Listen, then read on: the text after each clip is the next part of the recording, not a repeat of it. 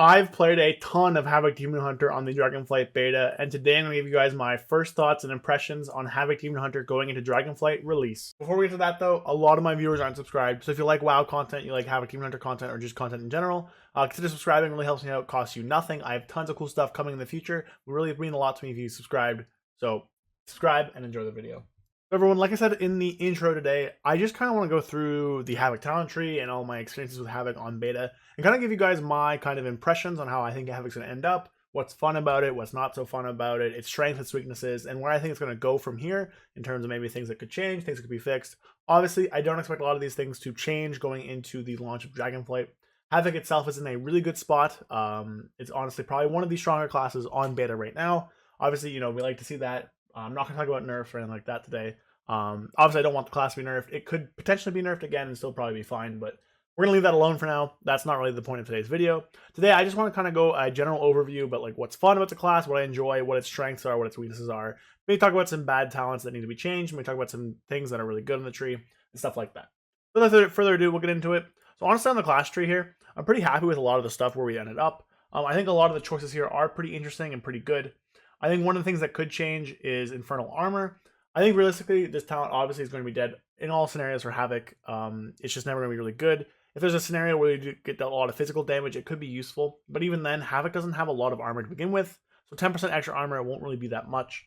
Obviously, the other thing is that coming down into Quicken Sigils is kind of useless with Eldrazi design here. It's just such a waste of points. But again, with the power of Collective Anguish and the Hunt, I don't really think you're going to come down here. Same with Soul Sigils and Demon Muzzle. This is stuff that's just for vengeance, and that's okay for it to just be for vengeance. So, I'm fine with it being down there. Really, class tree, I don't have too many complaints right now. There's obviously some talent nodes that cost a lot, but those cost a lot to kind of stop you from getting things further down. Everything's really easy to get to. If you want to grab stuff, it's fine. I think one of the big things is that Concentrated Sigils and Precise Sigils kind of feels bad to grab Path into Misery, but at this point in time, I don't think it's going to change. Ideally, I'd like to see something else here that maybe provides you some kind of more CC, maybe an extra slow. We do have Master of the Glaive, but something else that allows us to kind of get those stops and packs, get those abilities to kind of, impact the team in a winning way. Maybe a node that makes Imprison work on more targets like Dragonkin or Undead or something like that. That could be a fun one to throw in there. Just something that is more compelling than, a macro or something that will never be used in PvE.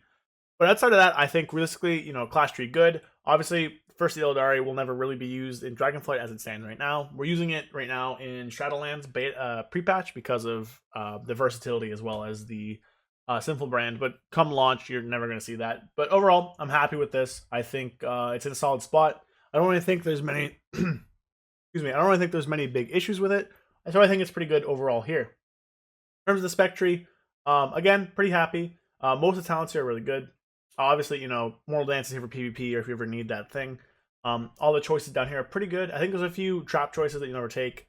Namely, Serrated Glaive and Relentless Onslaught. They're just not really worth it on the investment, especially because Serrated Glaive is kind of detached from the Glaive stuff, and Relentless Onslaught is a single target talent on kind of the AoE side of the tree. That's really weird. Isolated Prey is obviously just good for single target, but it's in a spot where you can ignore it if you, don't want it. That's fine. I think up top, Improved Fell Rush is just boring. It's not very powerful. 20% on this isn't really that big of a deal. It's not really make or break. But again, it's not that big. I think the biggest issue above the bottom gate is just Fell Eruption and Desperate Instincts or Nether Walk. They're just in places that make it almost impossible to actually grab for us. Really, they're just so costly to actually pick up that I don't think it's ever really going to be worth it to come down here and grab these. There are some builds where you can, but in our build that's most likely to end up being, the play, which is Momentum, Enemy Necessary, Essence Break going on the left and the right side, you just don't really have the points to drop out to grab it. In order to grab these points, you want to drop out Looks Can Kill, which does lose out a lot of damage for you because your I-Beams doesn't crit anymore, so you're basically losing off, the scaling from your enemy because, your crits will get that extra, however much crit you have, so like 30-40% damage on it, so your I-Beam is just doing a ton more than it would normally. You're losing out on that to grab, a stun that is super necessary, or to grab something like Nether Walk, which is incredibly necessary, or Desperate Instincts in any scenario where you need it, but I can't really think of one off the top of my head. But if it is useful, it will be, pretty useful. But again, Nether Walk is just our immunity, so that's really good. But I think other than that, top gate area, pretty good. I think the bottom it's good too. I think obviously Fel Barrage needs to be buffed. I think that at least Decree maybe should get a look at because I don't think fodder is ever worse than that. I think the other big thing is momentum. I'm personally pretty happy with momentum. I don't think it's that hard to play around. I think it just takes a little bit getting used to, a little bit changing your mind around it. It's very different from the momentum of the past. You can play it as minimally as possible, and it still wouldn't actually be that big of a deal, right? Like it won't be that rotationally defining.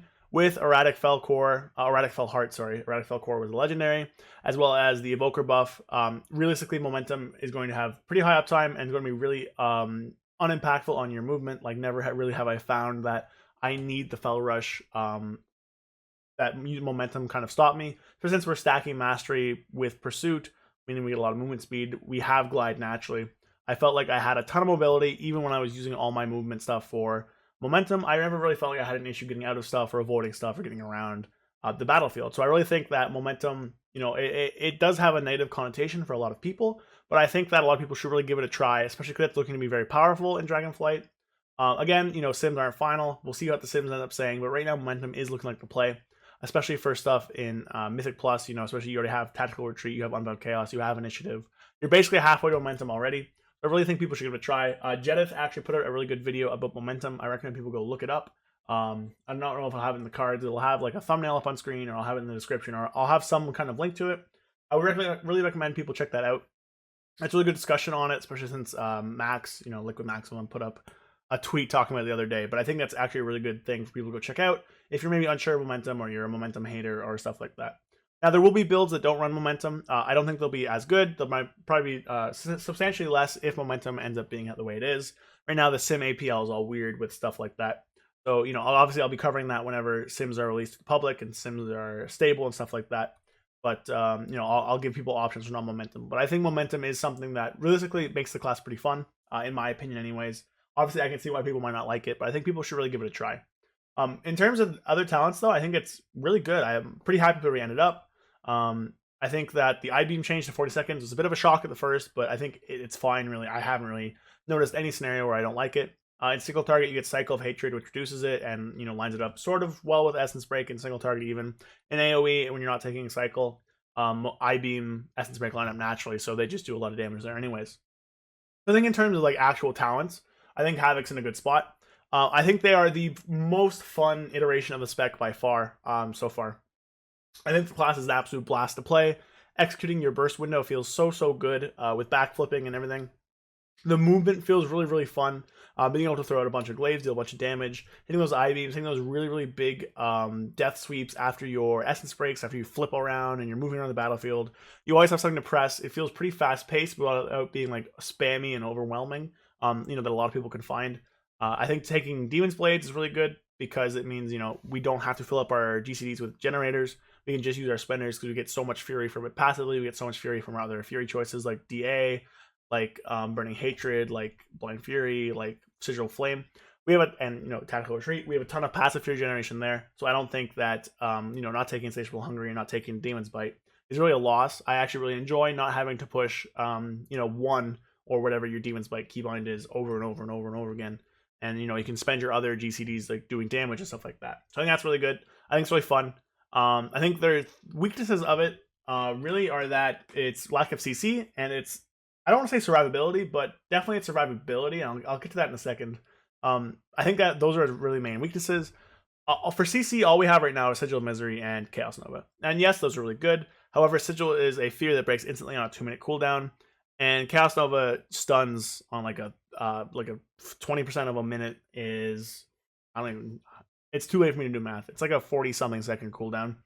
So that's that. It's a stun, so 47 seconds. That does cost us Fury, which does suck. And then we also have, Sigil of Misery doesn't really do anything. You should probably take Improved Sigil of Misery to just get more of it. But if you don't want to be an ethical gamer, Misery of Defeat does give you some damage increase, which is, always Pog. Imprison doesn't have that many uses in Dragonflight dungeons. There are some humanoids and stuff like that, of course, but there's a lot of Dragonkin as well in the new things. There's a lot of stuff where you can't imprison it, so it does, have diminishing effects there.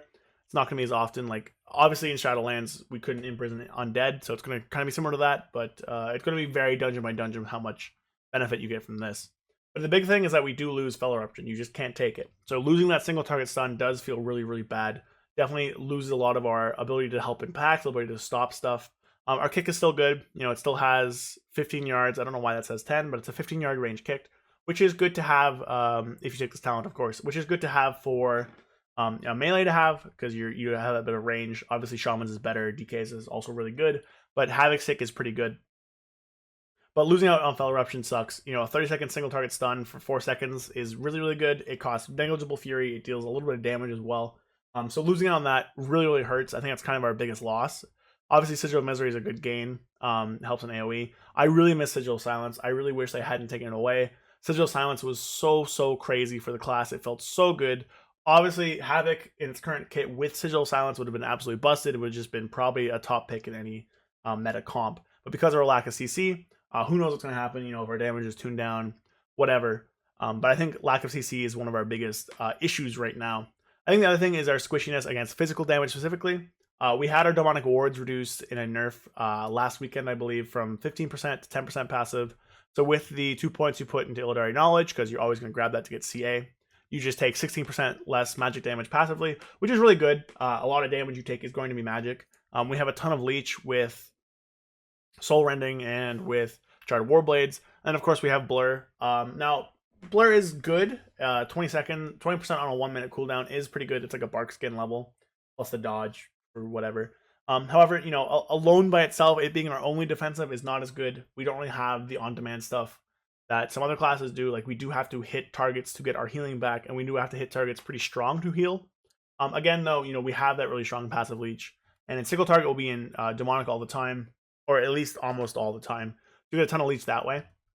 But our big weakness is the physical damage. We lack a lot of armor, and really Blur isn't enough. So if there's a lot of physical damage going out, we don't really have a lot of stuff to get to deal with that. So I think one thing that could help is if Infernal Armor was a physical damage reduction instead of just an armor increase. That might be too powerful for Vengeance. Obviously, we'll have to see on that front. But I think that could be a good change going forward to that. Really, in terms of weaknesses, though, I think that's it. I think the class is really fun. In strengths, we have really, really strong Cleave, Ragefire. We have stuff like Bloodlet. We have stuff like Glaive Tempest. I-Beam deals a lot of damage now because it's uncapped. Our single target is pretty good with just a ton of I-Beams buffed by Isolated Prey. We have our Essence Break windows where we do so much damage within them, especially with the meta Essence Break window where you get 2 Death Sweeps. We have Blade Dance back in the rotation. We have a bunch of stuff returning. I think Havoc is really, really fun. But overall, I think, it definitely has some weaknesses. But I think as a class, it's really, really strong. We have a strong first impression in Dragonflight. We have a strong out of the gate, just kind of showing here. And I think realistically, it's really, really going to be good going forward. We have scaling in Know Your Enemy and Enemy Necessary. And even if we do end up getting nerfed, we get taking down this tier. When we get more stats, we'll end up, climbing back up again and doing really good. I do, think that our lack of CC and our lack of a physical damage reduction is going to end up hurting us in some form or another. If physical damage ever becomes a big thing, or if our CC really is just that poor, which personally I think our CC is pretty bad compared to a lot of other classes. I think that, it could hurt our viability a lot, but Havoc is looking to be very strong, especially in M+, especially in Raid as well. They're both looking really good. So I'm excited to play this class. I think it's going to be very, very fun. Those are kind of my thoughts, first impressions. We'll see where this goes. I'm planning on doing these kind of videos for a few different different specs, stuff like Vengeance, stuff like Windwalker, maybe stuff like Devastation Evoker. Just a class that I've been playing with and having fun with on beta. But yeah, that's my impressions. Let me know what you think about Havoc down below in the comments. Leave a like on the channel, on the video as well if you enjoyed it. And of course, drop a sub. Doing tons of more Havoc content. I'm going to be manning it in Dragonflight, of course. But yeah, so I really enjoyed it. I hope you guys, are going to have fun with it, having fun in pre-patch, of course, getting used to some of the new stuff. Let me know what you think in the comments. And, subscribe. And thanks for sticking around. And I'll catch you guys next time. So, peace.